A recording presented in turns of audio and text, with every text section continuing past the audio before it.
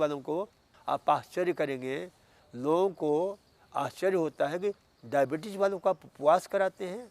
तो हम उपवास भी कराते हैं डायबिटीज़ वाले को, काहे के ऊपर, लौकी, खीरा, टमाटर, इन सब पर, और उसका बहुत ही शानदार रिजल्ट आता है। आप आश्चर्य करेंगे, 2-3 दिन में हमारे यहाँ जो टाइप 2 डायबिटीज़ के रोगी होते हैं नियंत्रण में आ जाते हैं, नियंत्रित हो जाते हैं।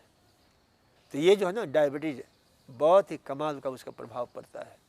ये जूस पर हमने उपवास कराते हैं 2 दिन, 3 दिन, 4 दिन। कई लोगों को तो हमने 100 यूनिट लेने वाले, इंसुलिन लेने वाले को हमने इस जूस पर रह करके डायबिटीज़ से जो है हमने मुक्त किया है। इसके अतिरिक्त जो लोग परिपूर्ण रूप से उपवास नहीं कर सकते हैं तो उनको जो है इंटरमिटेड उपवास करने की सलाह देते हैं। अभी हाल ही में एक बड़ी अद्भुत रिसर्च पढ़ने को मिला, यूनिवर्सिटी ऑफ साउथर्न ऑस्ट्रेलिया के वैज्ञानिकों ने इसमें बहुत ही अद्भुत खोज कार्य किया है कि भाई उपवास करने से कितना अद्भुत परिणाम आता है डायबिटीज रोगियों के लिए और मोटापा के रोगियों के लिए। अभी लेटेस्ट रिसर्च है, लेटेस्ट खोज है, और ये हम वर्षों से करवा रहे हैं, वर्षों से।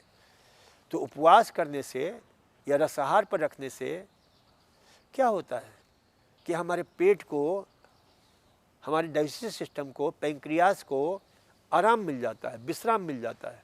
और विश्राम मिलने से क्या होता है कि विश्राम मिलने से जो हमारी मेटाबॉलिज्म है उसको स्वतः मॉड्यूलेट करने का हमारे सिस्टम को, क्योंकि हमारे शरीर के अंदर ऑटो हीलिंग सिस्टम है, ऑटो मोनिटरिंग सिस्टम है, ऑटो मॉड्यूलेटिंग सिस्टम है, ऑटो रिजनेटिंग सिस्टम है, तो उसे मौका हम देते ही नहीं है।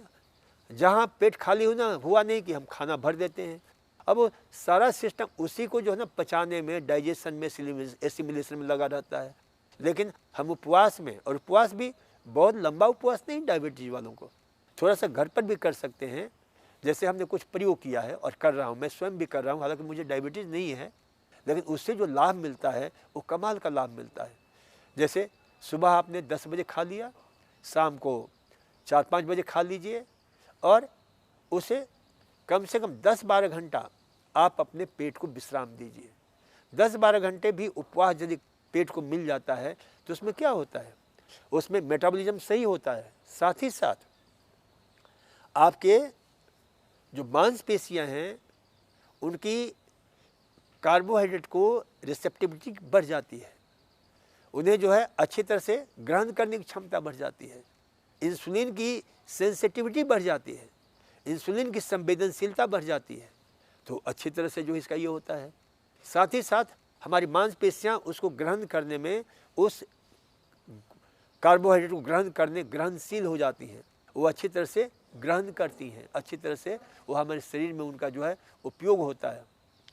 इसके अतिरिक्त जो है उपवास करने से, उपवास जब हम करते हैं डायबिटीज की दृष्टि से जो है कितना लाभ मिलता है कि हमें पैंक्रियास को, बीटा सेल्स को मौका मिल जाता है पुनः सर्वाइव होने का, पुनः जो है, क्योंकि बहुत सारे डायबिटीज रोगियों को हमने बताया था कि उन्हें डायबिटीज में इंसुलिन निकलता तो है लेकिन वो प्रभावशाली नहीं होता है, वह जो है ज़्यादा शरीर उसका उपयोग नहीं कर पाता है, अच्छी तरह से उपयोग नहीं कर पाता है। तो डायबिटीज में क्या होता है कि भाई भले उपवास जब हम कराते हैं तो वह उसे अच्छी तरह से ग्रहण करने योग्य हो जाता है, उसका उपयोग करने योग्य हो जाता है। इसको क्या बोलते हैं, इंसुलिन रेजिस्टेंट डायबिटीज, यानी इंसुलिन रेजिस्टेंट, इंसुलिन निकल रहा है लेकिन उसका प्रभाव नहीं हो रहा है। लेकिन उपवास से क्या हुआ, इंसुलिन की सेंसिटिविटी बढ़ जाती है, और सेंसिटिविटी बढ़ गई तो फिर हमारा डायबिटीज़ को दूर करने में बहुत सहायता मिलती है।